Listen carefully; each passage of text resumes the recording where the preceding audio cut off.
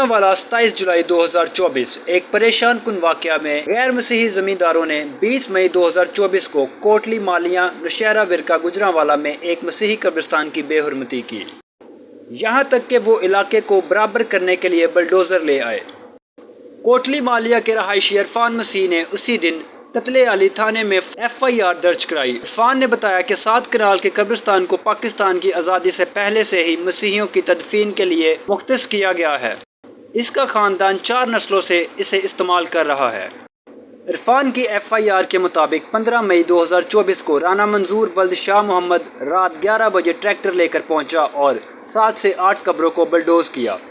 جب شہزاد مسیح اور یوسف مسیح نے اسے روکنے کی درخواست کی تو منظور نے انکار کر دیا اور دھمکیاں دی۔ 20 مئی 2024 کو منظور نے اسی کارروائی کی کوشش کی، لیکن مقامی مسیحی برادری نے مداخلت کر کے مزید تباہی کو روک دیا۔ عرفان مسیح نے یہ بھی بتایا کہ منظور نے قبرستان کی 3 کنال اراضی پر ناجائز قبضہ کر رکھا ہے۔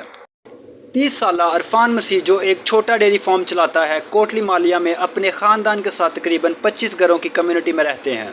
اس نے ایک بااثر شخصیت منظور کی طرف سے انتقامی کارروائی کے خوف سے حفاظت کے بارے میں خدشات کا اظہار کیا۔